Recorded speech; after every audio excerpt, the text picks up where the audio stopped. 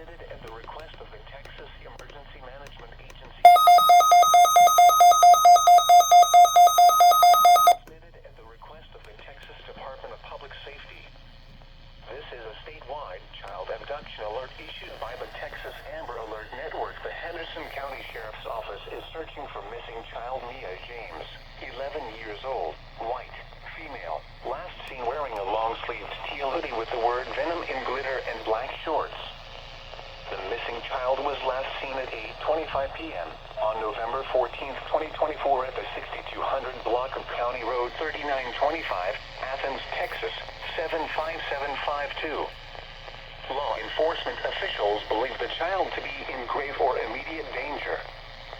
Anyone with information regarding this child abduction should contact the Henderson County Sheriff's Office at 903-677-6311.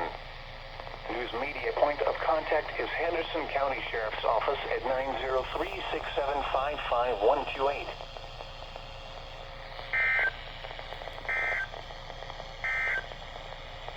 This is your NOAA